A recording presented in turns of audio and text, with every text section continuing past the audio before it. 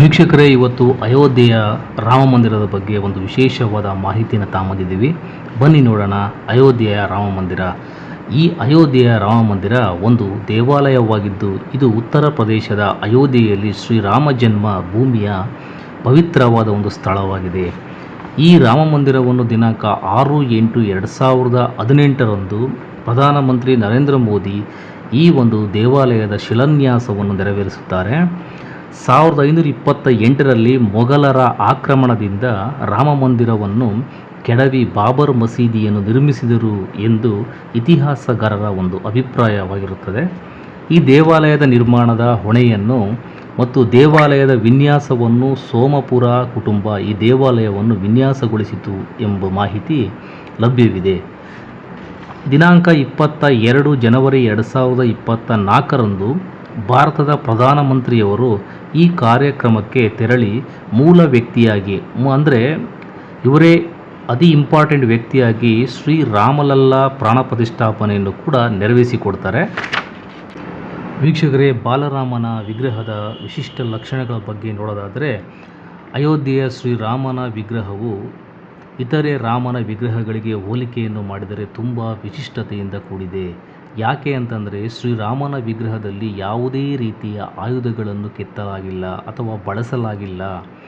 ಅಯೋಧ್ಯೆಯಲ್ಲಿ ರಾಮನ ವಿಗ್ರಹದಲ್ಲಿ ನೀವು ಬಿಲ್ಲು ಮತ್ತು ಬಾಣಗಳನ್ನು ನೋಡಿರಬಹುದು. ಆದರೆ ಈ ಯಾವುದನ್ನೂ ಕೂಡ ಕಲ್ಲಿನ ಮೂರ್ತಿಯೊಂದಿಗೆ ಕೆತ್ತಿದ ಆಯುಧಗಳಲ್ಲ. ಅದರ ಬದಲಾಗಿ ಚೆನ್ನೈ ಮೂಲದ ಕುಶಲಕರ್ಮಿಗಳು ರಚಿಸಿದ ಚಿನ್ನದ ಬಿಲ್ಲು ಮತ್ತು ಬಾಣವಾಗಿದೆ.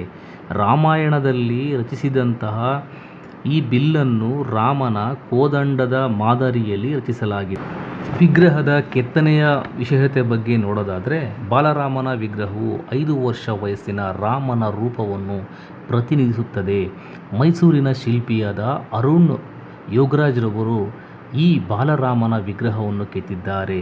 ಸಾಂಪ್ರದಾಯಿಕ ವಾಸ್ತುಶಿಲ್ಪಕಲೆಗೆ ಮಾರ್ಗದರ್ಶನ ನೀಡುವ ಪವಿತ್ರ ಗ್ರಂಥವಾದ ಶಿಲ್ಪಕಲಾ ಶಾಸ್ತ್ರವನ್ನು ಅನುಸರಿಸಿ ಈ ವಿಗ್ರಹವನ್ನು ರಚಿಸಲಾಗಿದೆ. ಈ ವಿಗ್ರಹದ ಕೆತ್ತನೆಯು ಪ್ರಾಚೀನ ಪಠ್ಯಪುಸ್ತಕದ ಅನುಸಾರ ಮಾಡಲಾಗಿದೆ. ಅಯೋಧ್ಯೆಯ ಬಾಲರಾಮನ ಪ್ರತಿಮೆಯ ತೂಕ ಎಷ್ಟು ಎಂಬುದನ್ನು ನೋಡೋಣ.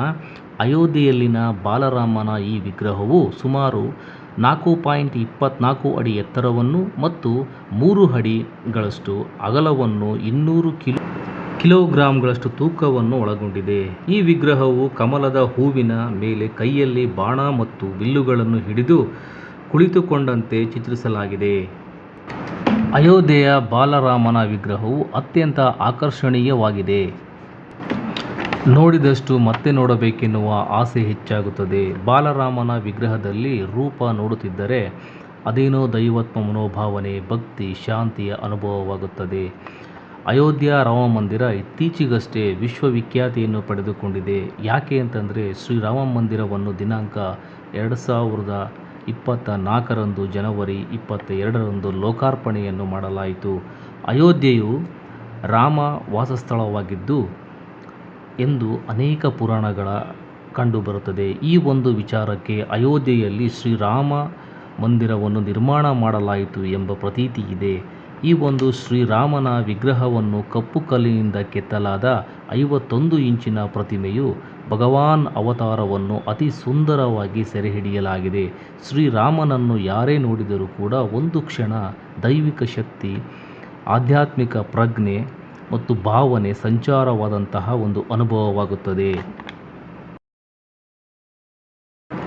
ಶ್ರೀ ಬಾಲರಾಮ ವಿಗ್ರಹದ ಕುರಿತಾದ ಅಚ್ಚರಿಯ ವಿಷಯಗಳು ಇಲ್ಲಿವೆ.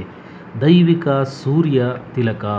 ಪ್ರತಿ ಶ್ರೀರಾಮನವಮಿಯಂದು ಸೂರ್ಯನ ಕಿರಣಗಳು ಅಯೋಧ್ಯೆಯಲ್ಲಿ ಬಾಲರಾಮನ ವಿಗ್ರಹ ಹಣೆಯ ಮೇಲೆ ಬರುತ್ತದೆ. ಇದು ದೈವಿಕ ತಿಲಕ ಎಂದು ಎಲ್ಲರೂ ಕರೆಯುತ್ತಾರೆ ಮತ್ತು ನಂಬಿಕೆಯಾಗಿದೆ. ಇದು ದೇವರ ಹಣೆಯ ಮೇಲೆ ಪವಿತ್ರವೇ ಗುರುತಿನ ಸೂಚನೆಯನ್ನು ತೋರಿಸುತ್ತದೆ. ಇದು ಸ್ವತಃ ತುಂಬಾ ವಿಶಿಷ್ಟವಾದ ಒಂದು ಪ್ರಕ್ರಿಯೆ ಎಂಬುದು ಪ್ರಕೃತಿದತ್ತವಾಗಿ ಬಂದಂತಹ ಒಂದು ವ್ಯವಸ್ಥೆಯಂತಹ ಎಲ್ಲರ ಮನೋಭಾವನೆಯಾಗಿದೆ. ವೀಕ್ಷಕರೇ, ನಮ್ಮ ಚಾನಲ್ನ ಪ್ರತಿಯೊಂದು ವಿಡಿಯೋಗಳು ನಿಮಗೆ ಬರಬೇಕು ಅಂತಂದರೆ ನಮ್ಮ ಚಾನಲ್ನ ಸಬ್ಸ್ಕ್ರೈಬ್ ಮಾಡಿ, ಶೇರ್ ಮಾಡಿ ಮತ್ತು ಲೈಕ್ ಮಾಡಿ.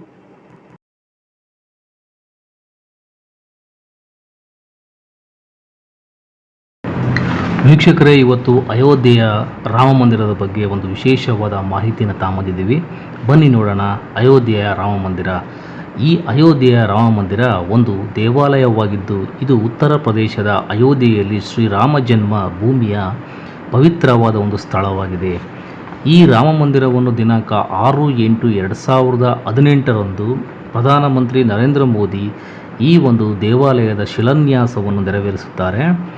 1528ರಲ್ಲಿ ಮೊಘಲರ ಆಕ್ರಮಣದಿಂದ ರಾಮ ಮಂದಿರವನ್ನು ಕೆಡವಿ ಬಾಬರ್ ಮಸೀದಿಯನ್ನು ನಿರ್ಮಿಸಿದರು ಎಂದು ಇತಿಹಾಸಗಾರರ ಒಂದು ಅಭಿಪ್ರಾಯವಾಗಿರುತ್ತದೆ. ಈ ದೇವಾಲಯದ ನಿರ್ಮಾಣದ ಹೊಣೆಯನ್ನು ಮತ್ತು ದೇವಾಲಯದ ವಿನ್ಯಾಸವನ್ನು ಸೋಮಪುರ ಕುಟುಂಬ ಈ ದೇವಾಲಯವನ್ನು ವಿನ್ಯಾಸಗೊಳಿಸಿತು ಎಂಬ ಮಾಹಿತಿ ಲಭ್ಯವಿದೆ. ದಿನಾಂಕ 22 ಜನವರಿ 2024ರಂದು ಭಾರತದ ಪ್ರಧಾನಮಂತ್ರಿಯವರು ಈ ಕಾರ್ಯಕ್ರಮಕ್ಕೆ ತೆರಳಿ ಮೂಲ ವ್ಯಕ್ತಿಯಾಗಿ ಅಂದರೆ ಇವರೇ ಅತಿ ಇಂಪಾರ್ಟೆಂಟ್ ವ್ಯಕ್ತಿಯಾಗಿ ಶ್ರೀ ರಾಮಲಲ್ಲಾ ಪ್ರಾಣ ಪ್ರತಿಷ್ಠಾಪನೆಯನ್ನು ಕೂಡ ನೆರವೇರಿಸಿಕೊಡ್ತಾರೆ. ವೀಕ್ಷಕರೇ, ಬಾಲರಾಮನ ವಿಗ್ರಹದ ವಿಶಿಷ್ಟ ಲಕ್ಷಣಗಳ ಬಗ್ಗೆ ನೋಡೋದಾದರೆ, ಅಯೋಧ್ಯೆಯ ಶ್ರೀರಾಮನ ವಿಗ್ರಹವು ಇತರೆ ರಾಮನ ವಿಗ್ರಹಗಳಿಗೆ ಹೋಲಿಕೆಯನ್ನು ಮಾಡಿದರೆ ತುಂಬ ವಿಶಿಷ್ಟತೆಯಿಂದ ಕೂಡಿದೆ. ಯಾಕೆ ಅಂತಂದರೆ, ಶ್ರೀರಾಮನ ವಿಗ್ರಹದಲ್ಲಿ ಯಾವುದೇ ರೀತಿಯ ಆಯುಧಗಳನ್ನು ಕೆತ್ತಲಾಗಿಲ್ಲ ಅಥವಾ ಬಳಸಲಾಗಿಲ್ಲ. ಅಯೋಧ್ಯೆಯಲ್ಲಿ ರಾಮನ ವಿಗ್ರಹದಲ್ಲಿ ನೀವು ಬಿಲ್ಲು ಮತ್ತು ಬಾಣಗಳನ್ನು ನೋಡಿರಬಹುದು. ಆದರೆ ಈ ಯಾವುದನ್ನೂ ಕೂಡ ಕಲ್ಲಿನ ಮೂರ್ತಿಯೊಂದಿಗೆ ಕೆತ್ತಿದ ಆಯುಧಗಳಲ್ಲ. ಅದರ ಬದಲಾಗಿ ಚೆನ್ನೈ ಮೂಲದ ಕುಶಲಕರ್ಮಿಗಳು ರಚಿಸಿದ ಚಿನ್ನದ ಬಿಲ್ಲು ಮತ್ತು ಬಾಣವಾಗಿದೆ. ರಾಮಾಯಣದಲ್ಲಿ ರಚಿಸಿದಂತಹ ಈ ಬಿಲ್ಲನ್ನು ರಾಮನ ಕೋದಂಡದ ಮಾದರಿಯಲ್ಲಿ ರಚಿಸಲಾಗಿದೆ. ವಿಗ್ರಹದ ಕೆತ್ತನೆಯ ವಿಶೇಷತೆ ಬಗ್ಗೆ ನೋಡೋದಾದರೆ, ಬಾಲರಾಮನ ವಿಗ್ರಹವು 5 ವರ್ಷ ವಯಸ್ಸಿನ ರಾಮನ ರೂಪವನ್ನು ಪ್ರತಿನಿಧಿಸುತ್ತದೆ. ಮೈಸೂರಿನ ಶಿಲ್ಪಿಯಾದ ಅರುಣ್ ಯೋಗರಾಜ್ರವರು ಈ ಬಾಲರಾಮನ ವಿಗ್ರಹವನ್ನು ಕೆತ್ತಿದ್ದಾರೆ. ಸಾಂಪ್ರದಾಯಿಕ ವಾಸ್ತುಶಿಲ್ಪಕಲೆಗೆ ಮಾರ್ಗದರ್ಶನ ನೀಡುವ ಪವಿತ್ರ ಗ್ರಂಥವಾದ ಶಿಲ್ಪಕಲಾ ಶಾಸ್ತ್ರವನ್ನು ಅನುಸರಿಸಿ ಈ ವಿಗ್ರಹವನ್ನು ರಚಿಸಲಾಗಿದೆ. ಈ ವಿಗ್ರಹದ ಕೆತ್ತನೆಯು ಪ್ರಾಚೀನ ಪಠ್ಯಪುಸ್ತಕದ ಅನುಸಾರ ಮಾಡಲಾಗಿದೆ. ಅಯೋಧ್ಯೆಯ ಬಾಲರಾಮನ ಪ್ರತಿಮೆಯ ತೂಕ ಎಷ್ಟು ಎಂಬುದನ್ನು ನೋಡೋಣ. ಅಯೋಧ್ಯೆಯಲ್ಲಿನ ಬಾಲರಾಮನ ಈ ವಿಗ್ರಹವು ಸುಮಾರು 4.24 ಅಡಿ ಎತ್ತರವನ್ನು ಮತ್ತು 3 ಅಡಿಗಳಷ್ಟು ಅಗಲವನ್ನು 200 ಕಿಲೋಗ್ರಾಂಗಳಷ್ಟು ತೂಕವನ್ನು ಒಳಗೊಂಡಿದೆ. ಈ ವಿಗ್ರಹವು ಕಮಲದ ಹೂವಿನ ಮೇಲೆ ಕೈಯಲ್ಲಿ ಬಾಣ ಮತ್ತು ಬಿಲ್ಲುಗಳನ್ನು ಹಿಡಿದು ಕುಳಿತುಕೊಂಡಂತೆ ಚಿತ್ರಿಸಲಾಗಿದೆ. ಅಯೋಧ್ಯೆಯ ಬಾಲರಾಮನ ವಿಗ್ರಹವು ಅತ್ಯಂತ ಆಕರ್ಷಣೀಯವಾಗಿದೆ. ನೋಡಿದಷ್ಟು ಮತ್ತೆ ನೋಡಬೇಕೆನ್ನುವ ಆಸೆ ಹೆಚ್ಚಾಗುತ್ತದೆ. ಬಾಲರಾಮನ ವಿಗ್ರಹದಲ್ಲಿ ರೂಪ ನೋಡುತ್ತಿದ್ದರೆ ಅದೇನೋ ದೈವತ್ವ ಮನೋಭಾವನೆ, ಭಕ್ತಿ, ಶಾಂತಿಯ ಅನುಭವವಾಗುತ್ತದೆ. ಅಯೋಧ್ಯೆಯ ರಾಮ ಮಂದಿರ ಇತ್ತೀಚೆಗಷ್ಟೇ ವಿಶ್ವವಿಖ್ಯಾತಿಯನ್ನು ಪಡೆದುಕೊಂಡಿದೆ. ಯಾಕೆ ಅಂತಂದರೆ, ಶ್ರೀರಾಮ ಮಂದಿರವನ್ನು ದಿನಾಂಕ 2024ರಂದು ಜನವರಿ 22ರಂದು ಲೋಕಾರ್ಪಣೆಯನ್ನು ಮಾಡಲಾಯಿತು. ಅಯೋಧ್ಯೆಯು ರಾಮ ವಾಸಸ್ಥಳವಾಗಿದ್ದು ಎಂದು ಅನೇಕ ಪುರಾಣಗಳ ಕಂಡುಬರುತ್ತದೆ. ಈ ಒಂದು ವಿಚಾರಕ್ಕೆ ಅಯೋಧ್ಯೆಯಲ್ಲಿ ಶ್ರೀರಾಮ ಮಂದಿರವನ್ನು ನಿರ್ಮಾಣ ಮಾಡಲಾಯಿತು ಎಂಬ ಪ್ರತೀತಿ ಇದೆ. ಈ ಒಂದು ಶ್ರೀರಾಮನ ವಿಗ್ರಹವನ್ನು ಕಪ್ಪು ಕಲ್ಲಿನಿಂದ ಕೆತ್ತಲಾದ 51 ಇಂಚಿನ ಪ್ರತಿಮೆಯು ಭಗವಾನ್ ಅವತಾರವನ್ನು ಅತಿ ಸುಂದರವಾಗಿ ಸೆರೆಹಿಡಿಯಲಾಗಿದೆ. ಶ್ರೀರಾಮನನ್ನು ಯಾರೇ ನೋಡಿದರೂ ಕೂಡ ಒಂದು ಕ್ಷಣ ದೈವಿಕ ಶಕ್ತಿ, ಆಧ್ಯಾತ್ಮಿಕ ಪ್ರಜ್ಞೆ ಮತ್ತು ಭಾವನೆ ಸಂಚಾರವಾದಂತಹ ಒಂದು ಅನುಭವವಾಗುತ್ತದೆ. ಶ್ರೀ ಬಾಲರಾಮ ವಿಗ್ರಹದ ಕುರಿತಾದ ಅಚ್ಚರಿಯ ವಿಷಯಗಳು ಇಲ್ಲಿವೆ. ದೈವಿಕ ಸೂರ್ಯ ತಿಲಕ. ಪ್ರತಿ ಶ್ರೀರಾಮನವಮಿಯಂದು ಸೂರ್ಯನ ಕಿರಣಗಳು ಅಯೋಧ್ಯೆಯಲ್ಲಿ ಬಾಲರಾಮನ ವಿಗ್ರಹ ಹಣೆಯ ಮೇಲೆ ಬರುತ್ತದೆ. ಇದು ದೈವಿಕ ತಿಲಕ ಎಂದು ಎಲ್ಲರೂ ಕರೆಯುತ್ತಾರೆ ಮತ್ತು ನಂಬಿಕೆಯಾಗಿದೆ. ಇದು ದೇವರ ಹಣೆಯ ಮೇಲೆ ಪವಿತ್ರವೇ ಗುರುತಿನ ಸೂಚನೆಯನ್ನು ತೋರಿಸುತ್ತದೆ. ಇದು ಸ್ವತಃ ತುಂಬಾ ವಿಶಿಷ್ಟವಾದ ಒಂದು ಪ್ರಕ್ರಿಯೆ ಎಂಬುದು ಪ್ರಕೃತಿದತ್ತವಾಗಿ ಬಂದಂತಹ ಒಂದು ವ್ಯವಸ್ಥೆಯಂತಹ ಎಲ್ಲರ ಮನೋಭಾವನೆಯಾಗಿದೆ. ವೀಕ್ಷಕರೇ, ನಮ್ಮ ಚಾನಲ್ನ ಪ್ರತಿಯೊಂದು ವಿಡಿಯೋಗಳು ನಿಮಗೆ ಬರಬೇಕು ಅಂತಂದರೆ ನಮ್ಮ ಚಾನಲ್ನ ಸಬ್ಸ್ಕ್ರೈಬ್ ಮಾಡಿ, ಶೇರ್ ಮಾಡಿ ಮತ್ತು ಲೈಕ್ ಮಾಡಿ.